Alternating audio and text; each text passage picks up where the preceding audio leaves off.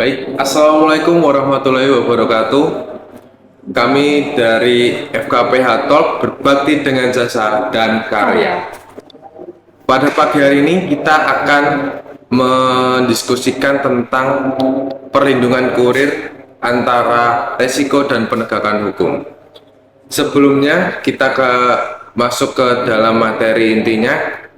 Perkenalkan, saya Firdaus Fandiadinar dari Angkatan 22, Biro Riset dan Podcast, Departemen Kajian dan Diskusi, dan tidak lupa teman saya, silakan. Saya Firda dari Biro Riset dan Podcast, Divisi Kajian dan Diskusi dari Angkatan 23. Baik, sebelum kita masuk ke dalam diskusi kita, kenapa kita mengambil adanya perlindungan kurir antara resiko dan penegakan hukum? Karena menurut saya banyak fenomena akhir-akhir ini tentang adanya perdebatan atau cekcok antara konsumen dan kurir, karena ada perdebatan seperti tidak kesesuaian barang yang diterima oleh konsumen. Firda pernah mengalami hal tersebut nggak? Iya benar, kemarin aku baru aja ngeliat di salah satu video di TikTok ya, ada kalau ini dari Grab, ternyata dia mendapatkan orderan fiktif nih. Dia fiturnya COD, akhirnya dia mendapatkan orderan fiktif, dan sampai sekarang kasus itu udah terjadi banyak banget, cuma belum ada tindak lanjutnya. Betul, Fir. Nah, karena aku juga pernah mengalami seperti ini. Karena adanya kurir Shopee kalau nggak salah, dia itu nganter barang ke salah satu konsumen, dan dia itu ada cekcok, dan takutnya itu si kurir itu dalam video terus yang viral ini di dalam platform TikTok itu adanya ancam-ancaman antara konsumen sama si kurir. Nah, karena dia itu tidak diperbolehkan membuka paket yang dia terima, padahal si konsumen ini pengen memastikan barang yang dia dapat, seperti itu. Ya tidak aja. Udah besok-besok nggak usah beli di online lagi, Pak. Bukan begitu, kita kan sesuai dengan ekspektasi. Iya, kalau Bapak pakai dibuka dulu tuh nggak bisa, Pak. Nah, namanya kita pakai uang, bukannya pakai Iya, semua pakai uang. Kalau Bapak ini nggak jadi kan saya yang bayar ini masalahnya. Nggak ada yang namanya yang bayar. Belinya di pasar. Karena kita di sini cuma baru mahasiswa kan, belum S1, kita bisa diskusikanlah dengan Ibu Ayunita. Silahkan Ibu perkenalkan diri. Oke. Nama saya Ayunita Nurhanawati. Saat ini saya mengampu mata kuliah Hukum Ketenagakerjaan di Fakultas Hukum Universitas Islam Indonesia. Oke, baik Bu. Nah, tadi kan ini ada permasalahan Bu. Kita mau menanyakan sesuatu kepada Ibu karena adanya inilah adanya cekcok lah antara konsumen dengan kurir ya Bu ya. Nah, terus kita ada beberapa pertanyaan yang kita susun. Nanti kita bisa diskusikan bareng-bareng. Dari pertanyaan saya nih Bu ya, bagaimana sih pendapat Ibu tentang adanya pembeli yang tidak mau membayar paketnya dikarenakan isinya itu tidak sesuai dengan yang dipesan, atau yang bisa dikatakan terjadinya one prestasi, seperti itu Bu? Oke, terima kasih Mas Pandi atas pertanyaannya dan juga Mbak Firda. Jadi kalau kita membicarakan atau berdiskusi terkait dengan kurir, itu memang complicated ya saat ini di Indonesia. Kenapa? Karena memang kurir ini secara hukum belum ada perlindungan khusus yang bisa melindungi hak-hak si kurir ini, seperti itu. Maksudnya gimana? Jadi kalau tadi pertanyaannya terkait dengan bagaimana ketika konsumen ingin memastikan ya barangnya kemudian ingin membuka, maka dalam konteks ini pasti kurir tidak memperbolehkan karena memang kurir tugasnya hanyalah mengantarkan barang, seperti itu. Maka dalam hal ini sebenarnya merugikan kurir ya sebagai pihak pengantar, seperti itu, karena memang ketika barang itu diantarkan kemudian belum dibayar, itu kan masih menjadi tanggung jawab kurir, betul tidak? Betul ya. Dan dalam hal ini memang pertama-tama saya harus menjelaskan bahwa kurir dalam konteks hubungan hukumnya dengan perusahaan perusahaan marketplace Iya. itu bukan hubungan kerja. Jadi memang hubungan kurir dengan marketplace ini bukan hubungan kerja, tetapi kemitraan yang terjalin gitu. Sehingga memang tanggung jawab ini penuh berada di tangan kurir seperti itu, dan belum ada perlindungan hukum yang diberikan oleh negara kepada kurir tersebut. Oh, oke. Baik Bu, berarti kita ini belum ada perlindungan kurir ya Bu ya? Belum. Belum ada penyusunan tentang itu. Mungkin tidak ada pertanyaan. Kalau dari saya Bu, pertanyaannya ada tidak ya batasan hak dan kewajiban kepada kurir dari sebagai orang yang diberi kuasa oleh perusahaan jasa pengiriman ini Bu? Oke, dari perusahaan jasa pengiriman. Terkait ini ya, COD itu tadi ya. Iya. Kalau batasan, saya yakin pasti masing-masing jasa pengiriman memiliki regulasi yang berbeda-beda ya terhadap mitra kurirnya. Jadi memang seperti ini teman-teman. Kurir saat ini sebagian besar itu status mereka mitra.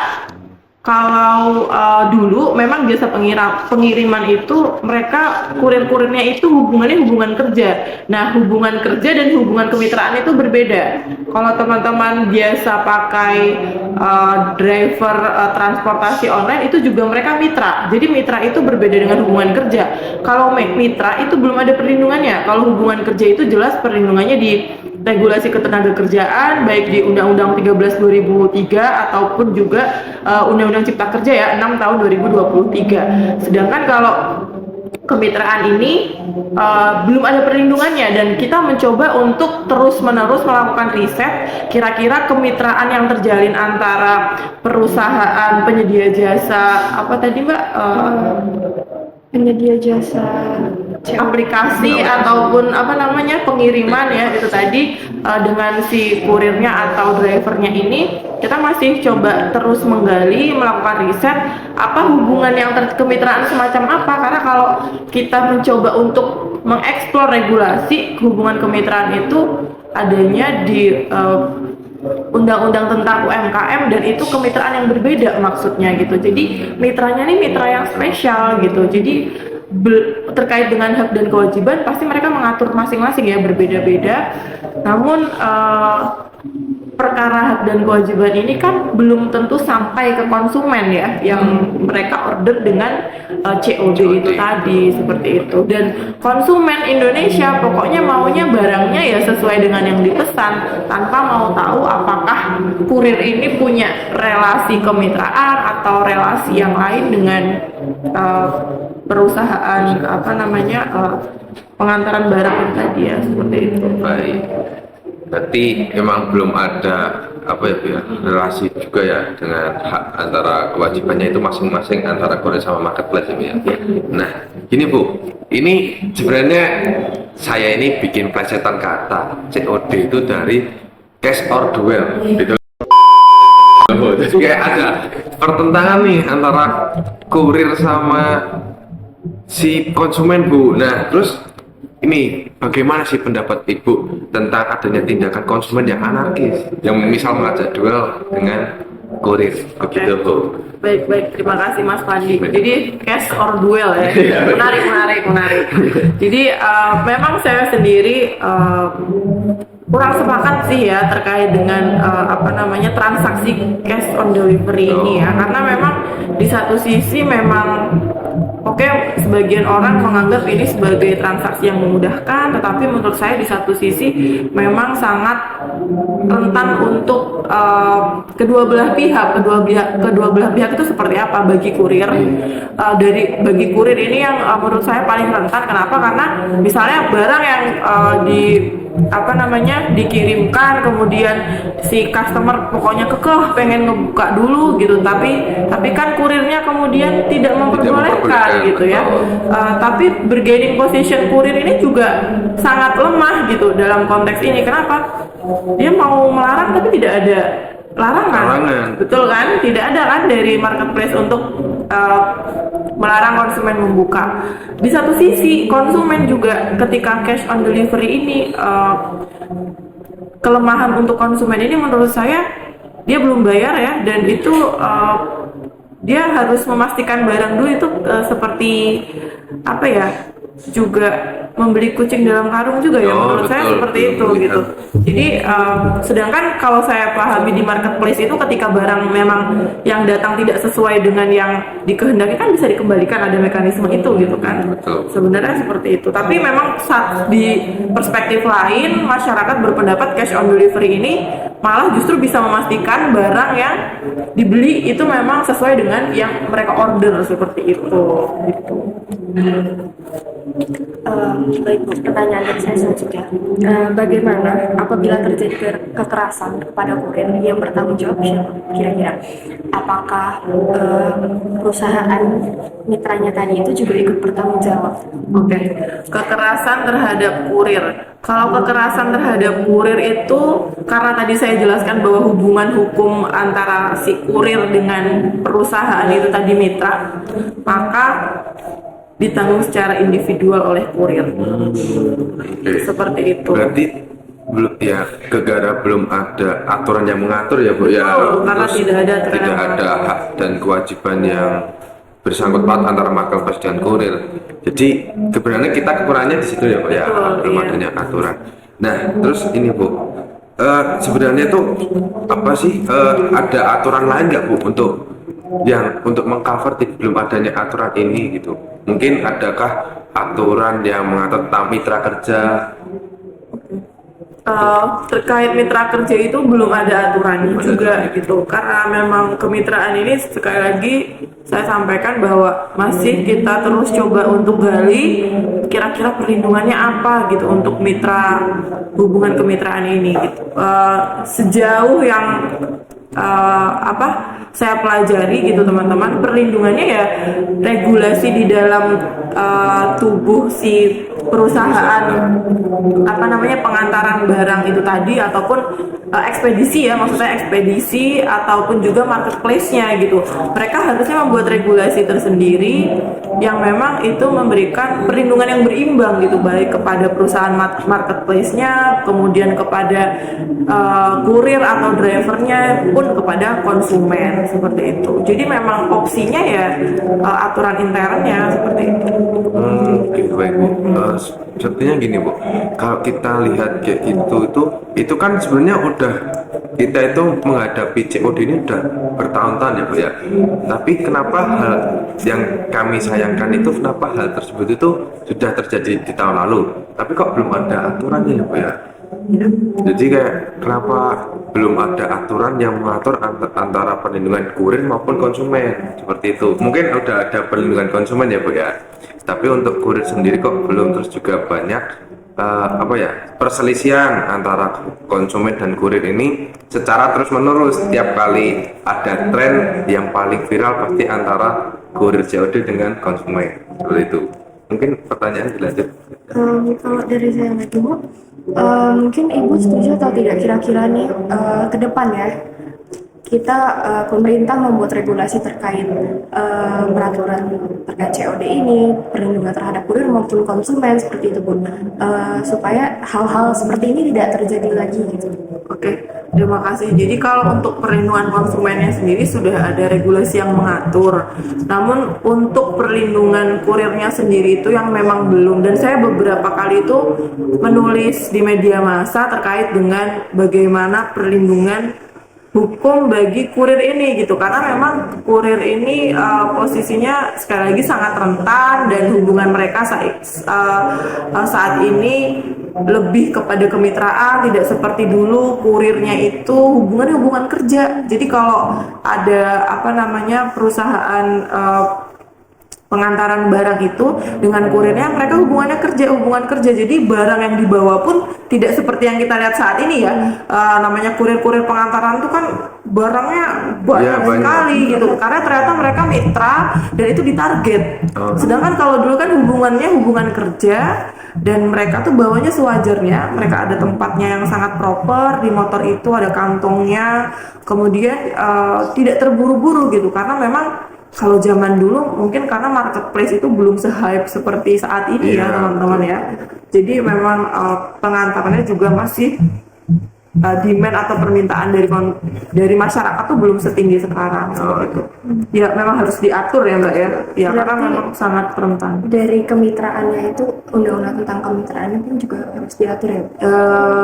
Harus sebenarnya tentang kemitraan sendiri itu complicated gitu di Indonesia. Kalau kita mau bicara lebih lanjut nih, saya agak sedikit out of the box gitu. Untuk kemitraan sendiri di Indonesia itu masih complicated, sedangkan kalau di negara lain kemitraan dengan driver transportasi online itu di 3 negara yang saya pahami sudah berani mengubah dari partnership relationship itu menjadi work relation. Itu ada 3, Belanda, kemudian ada UK, dan satu lagi Itali gitu kan. Jadi 3 negara ini Mahkamah Agungnya sudah berani mengatakan bahwa kok kemitraannya seperti ini ya, kok mirip hubungan kerja ya, ya udah kita putus aja jadi hubungan kerja gitu. Walaupun memang kontroversi juga di negara masing-masing. Jadi terkait kemitraan ini bukan hanya problem di Indonesia tapi juga di negara lain, apalagi negara-negara berkembang lain. Berarti secara kancah internasional itu juga masih complicated ya Bu? Oh, ya, sangat pembahasan ini? complicated terkait kemitraan. Oke. Nah ini Bu, sebenarnya saya juga baru tahu tadi pas waktu Ibu bilang kalau emang di luar negara itu juga banyak permasalahan. Nah ini sebenarnya itu emang kurir ini tuh kalau sebagai mitra itu ada nggak sih Bu, apa ya, kayak semisal aturan yang dari perusahaan ke sama kurirnya ini, terus ada aturannya itu misal SOP-nya buat tidak boleh membuka paket yang dia buka, itu sebenarnya itu menurut Ibu tuh boleh nggak sih kayak gitu? Apa harusnya SOP-nya diganti atau kayak tidak? Kalau SOP saya sendiri kurang memahami ada atau tidaknya ya, pasti kan punya masing-masing ya. Tapi kalau misalnya larangan untuk membuka barang, menurut saya itu betul ya, karena untuk melindungi seller juga kan. Kalau misalnya barang itu nanti dibuka rusak kan merugikan seller gitu di satu sisi. Oke, baik. Berarti emang benar-benar complicated ya masalah perlindungan kurir ya Bu ya. Jadi tidak hanya di Indonesia. Karena yang saya kira itu kebanyakan tuh orang tua nih Bu yang protes nih terhadap kurir. Terus kenapa kok banyak perselisihan tuh pasti kebanyakan orang tua yang protes. Berarti emang benar-benar nggak cuma di Indonesia. Saya kira tuh cuma plus 62 doang nih Bu yang permasalahan kayak ini. Oke, baik. Mungkin ada tambahan dari udah baik. Jadi kita naik kesimpulan gini teman-teman. Emang kita ini belum ada aturan tentang kurir nih, belum ada perlindungan kurir. Nah, emang permasalahan kurir ini itu secara internasional itu juga complicated gitu. Jadi memang tidak hanya di Indonesia doang nih teman-teman, tapi di skala internasional pun mereka juga mengalami hal yang sama, belum adanya aturan tentang mitra kerja gitu. Baik, ini terima kasih kepada Ibu yang sudah mau berdiskusi nih dengan kami di pagi hari ini yang cerah ini Bu. Terus kita jangan lupa nih teman-teman untuk like, komen, dan subscribe dari channel FKPH. Jangan lupa juga untuk tonton terus podcast dari FKPH ya. Good. Tunggu kita di podcast-podcast selanjutnya. Jadi gitu Bu. Ini terima kasih pada Bu Ayunita ini dari dosen FHUI teman-teman. Dia dalam Bu Han ya, ranah Han. Baik, terima kasih. Kita tutup podcast pada pagi hari ini. Apabila ada maaf nih Bu, ada salah tingkah ataupun kata dari kami, mohon maaf. Dan terima kasih kepada teman-teman yang sudah menyimak video sampai sekarang. Bila itu ibadah, wassalamualaikum warahmatullahi wabarakatuh. Waalaikumsalam.